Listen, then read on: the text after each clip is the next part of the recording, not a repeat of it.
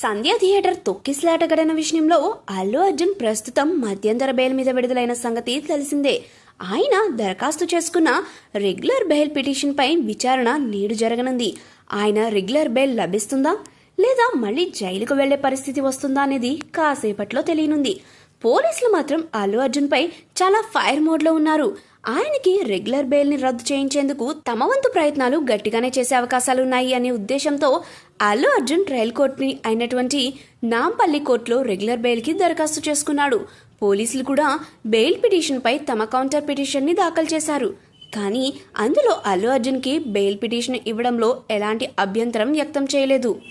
ఒకవేళ బెయిల్ ఇస్తే విచారణకి అవసరమైనప్పుడల్లా అల్లు అర్జున్ హాజరు అయ్యేలా చూడాలని మాత్రమే కోరారు.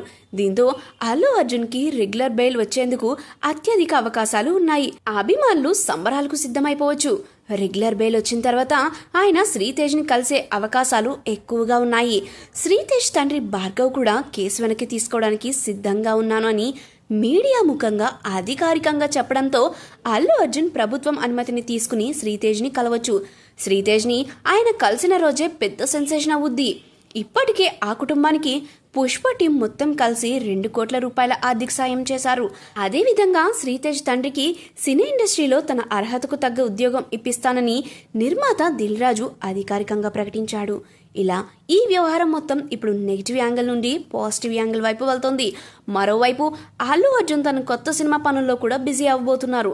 పుష్ప 2 తర్వాత ఆయన త్రివిక్రమ్ శ్రీనివాస్ తో కలిసి ఒక సినిమా చేయబోతున్న సంగతి తెలిసిందే.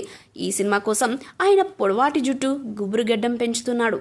ఇప్పటి వరకు ఆ అభిమానులు ఊహించని లుక్ లో ఆయన కనిపించబోతున్నాడు. సుమారు 500 కోట్ల రూపాయల భారీ బడ్జెట్ తో తెరకెక్కబోతున్న ఈ సినిమా జోనర్ పీరియాడిక్ బ్యాక్గ్రౌండ్ లో ఉంటుందని తెలుస్తోంది.